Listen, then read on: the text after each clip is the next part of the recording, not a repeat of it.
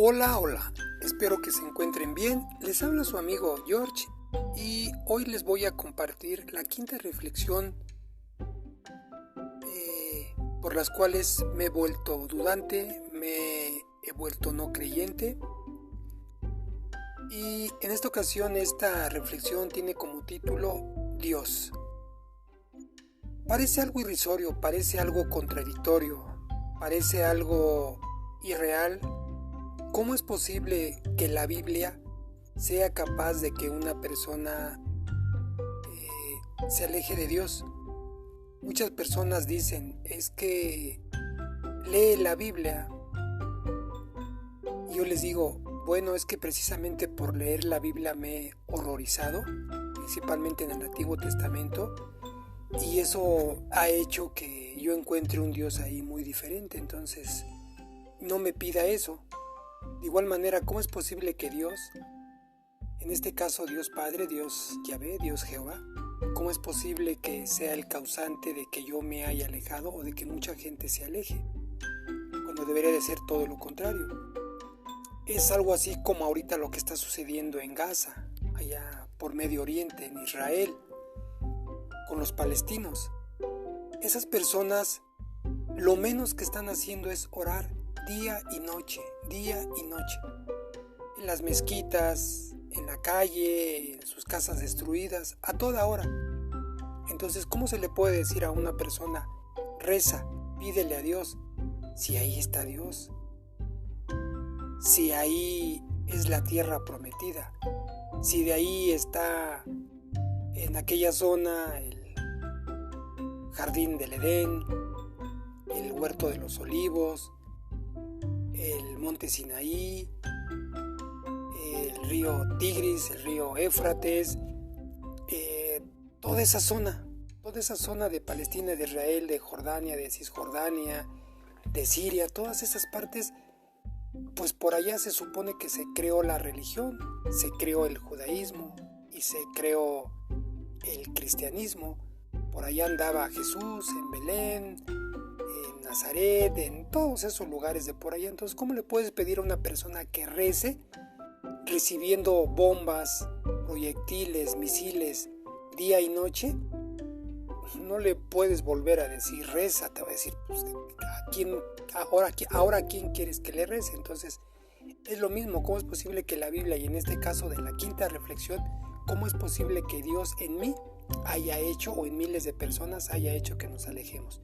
Y empiezo de la siguiente manera: Dios, ¿dónde estás cuando más te necesito?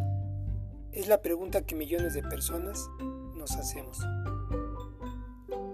A mí se me enseñó desde la infancia que Dios tiene muchos atributos. Se dice que Dios Padre, o sea, Jehová o Yahvé, o Alá, como se le quiera llamar, es todo amor, es benévolo, es omnisciente, es omnipotente, es misericordioso, es inmutable, es omnipresente, único y demás cualidades. Pero ahora de adulto, y de razonar un poco más, ninguna de esas cualidades yo logro encontrar en Él. Al contrario, al observar cómo transcurren los años sin que Dios actuara ante las atrocidades y eventos catastróficos, naturales y propios del ser humano, mi confianza en Él se desvanece cada vez más. No puede o no quiere actuar ahora aquí en la tierra. No temo preguntar ni cuestionar a Dios ¿por qué pasa todo esto? Y mucho menos temo el dudar ni cuestionar mi propia religión, ya que me indujeron y me inculcaron hasta en la médula y en el corazón y en el alma. Me dijeron que todos somos hijos de Dios por descender de la única y primer pareja humana. Y si creemos eso, y si creemos que Dios es perfecto y su palabra está plasmada en la Biblia y la Biblia es inmutable, entonces debemos creer que todos somos hermanos. Por consiguiente, yo cuestionaré como un integrante más de esta gran familia que quiere saber por qué el de las cosas. Los sacerdotes, monjas, catequistas, Y todos los dirigentes religiosos me adoctrinaron en la religión católica. Y en todo caso, si hay que buscar algún culpable, que ellos asuman la responsabilidad por haberme inculcado ideas falsas durante años. Yo, como Poncio Pilato, me lavo las manos. Mucha gente, principalmente los religiosos, me sugieren que lea la Biblia para reencontrarme con Dios, apreciar el amor, la benevolencia y la misericordia que ahí se expresa. Yo les contesto que precisamente al leer la Biblia, principalmente el Antiguo Testamento, encuentro un Dios que no corresponde con el que me enseñaron. Me es decepcionante y a la vez reconfortante que una vez que la razón toma el lugar de la fe y el fanatismo, Dios pase a último término en mi vida. Defendí y amé ciegamente una creencia en la que se me enseñó que Dios es una figura paternal y amorosa. Casi estaba dispuesto a dar mi vida por Él. Sin embargo, ahora valoro más mi vida que cualquier deidad. ¿Por qué digo esto? Pues porque aunque yo sé que el ser humano es responsable de muchos de sus males, a Dios solo le encuentro como un espectador, dejando que la maldad y las desgracias que nosotros no provocamos nos atormenten aquí en la tierra día y noche. Y Él, con sus atributos que nadie más posee, no nos da una ayudadita para mejorar este mundo. Nos abandona a nuestra suerte. ¿Dios es omnipotente? ¿Por qué pensar que un ciudadano como yo podría interesarle a Dios? Si varios personajes bíblicos murieron cerca de Él y con enfermedades y dolores atroces. Todas estas reflexiones que yo hago se pueden buscar versículos. Por ejemplo, en este caso, recordemos a Abraham, a Noé, a Ismael, a Isaías, a Job, a muchas otras personas, el mismo David, el mismo Moisés, que murieron en la presencia de Dios. Por supuesto, tenían que morir. Yo no permitiría que a familiares míos, de los cuales me jacto que los amo, yo no permitiría que fueran lastimados por sus enemigos, y mucho menos yo los entregaría a las garras de la delincuencia, solo porque me desobedecieron. Perdón. Sin embargo, Dios sí lo hizo, ya que en el Antiguo Testamento se lee que permitió que a su pueblo, a su amado pueblo de Israel, lo sometieran imperios tras imperios durante cientos de años. Ustedes disculparán la pronunciación. Los otomanos, los asirios, los persas, los griegos, los bizantinos, los islámicos y hasta los romanos, los cuales se dice que destruyeron y quemaron el segundo templo hasta sus cimientos. Si Dios pretendía castigar a su pueblo, vamos a suponer que es verdad, como dice en un pasaje bíblico, que era un pueblo de dura cerviz, de cabeza dura. Está bien, pues que los exterminen. Pero ¿por qué mi templo? Pues si ahí yo habito, ¿por qué también permití que destruyeran ahí mi templo? Pero bueno, también Dios Padre entregó a su pueblo a los babilónicos. Recordemos esa historia que se dice que en el año 586 a.C., el rey Nabucodonosor II, que era un personaje, digamos que un soberano, era el soberano del imperio babilónico y era un representante aquí en la tierra de un dios llamado en aquellos tiempos, un dios supremo llamado Marduk, que era el rey de los dioses, el cual abatió las murallas de Jerusalén, saqueó la capital de reinos de Israel y redujo a cenizas el templo de los judíos. Miles de sus habitantes fueron asesinados y los pocos que sobrevivieron, sobre todo se dice que la élite culta, los sacerdotes, los militares, la realeza, etc., fueron enviados al exilio. Haciendo referencia a lo anterior, recordemos que se compuso una canción muy famosa que se llama Los ríos de Babilonia. Va, los ríos de Babilonia.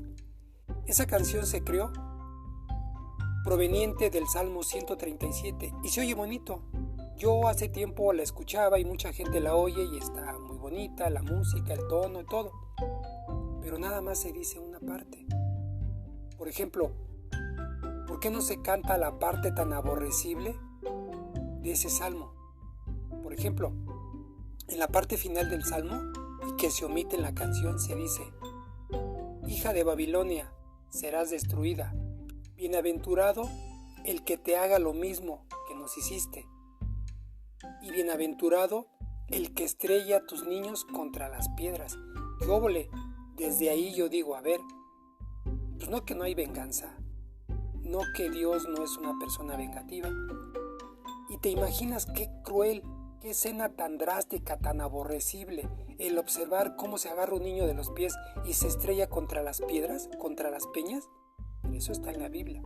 Y eso Dios, al ser palabra de Dios, lo permite y lo avala.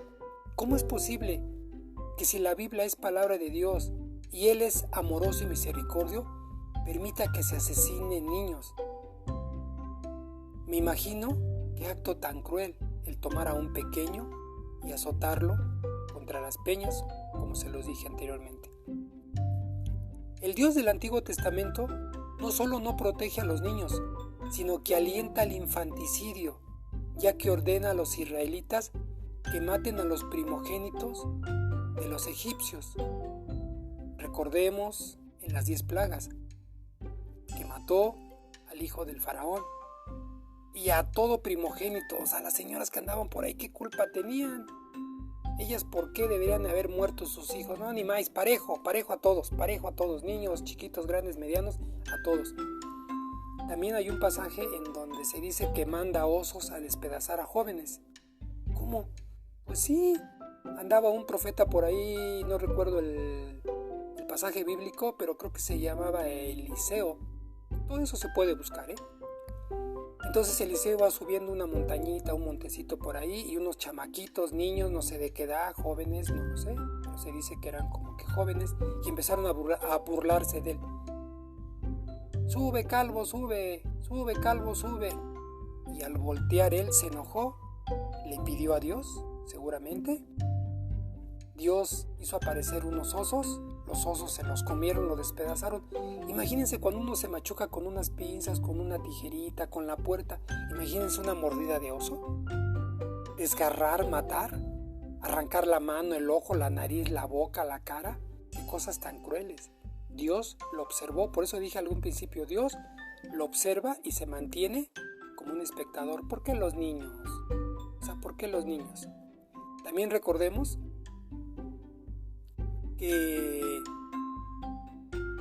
en otro pasaje bíblico también se dice que los hijos que no obedezcan a sus padres hay que sacarlos a la calle para que el pueblo los apedree hasta matarlos. Entonces, ¿es palabra de Dios? ¿Es inmutable? ¿Es verdad? ¿Es mentira? Como lo dije anteriormente, ¿qué parte es literal y qué parte es fantasía, metafórico? O sea, imagínense que tu hijo Chuchito, Pedro, Juan, Ernesto no quiere obedecer y sáquenlo. A ver, vecinos, vengan a darle unos chingadazos a mi hijo y aviéntenle piedras y madrilo. O sea, ¿por qué? ¿Por qué? También acordémonos de Sodoma y Gomorra. Ese es otro pasaje también triste. Y más adelante lo voy a desmenuzar un poquito. Pero a grandes rasgos, en Sodoma y Gomorra sí había pecadores y todo lo que tú quieras, lesbianas, homosexuales o como se dice actualmente, personas que les gusta el mismo género y etcétera.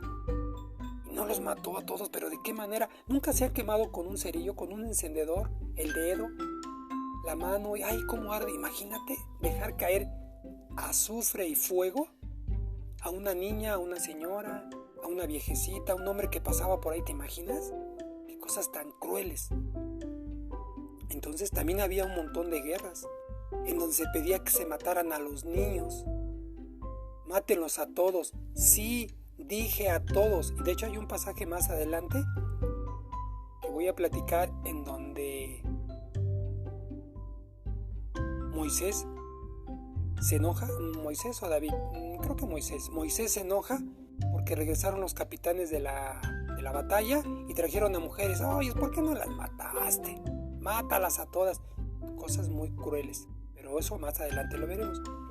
Entonces se dice que sí, maten a todos, a tus enemigos. Ahí no hay normas de guerra, nada de perdonar. Se dice que hasta en la guerra hay normas de guerra, ¿verdad? No mujeres, no niños, no civiles, no, ahí parejo. Dios, ¿por qué lo permitiste? Dios Yahvé, Dios Jehová, Dios Padre, ¿por qué pides que se masacren a tus enemigos? Hombres y mujeres, jóvenes y viejos, también a niños y animales también. Por ejemplo, yo creo que esta reflexión la voy a hacer en dos partes. Otro pasaje que a mí me hizo dudar y pensar que es un Dios iracundo y digo como que no me cuadra, es en un pasaje bíblico de un personaje bíblico, valga la redundancia, se llama Jefté.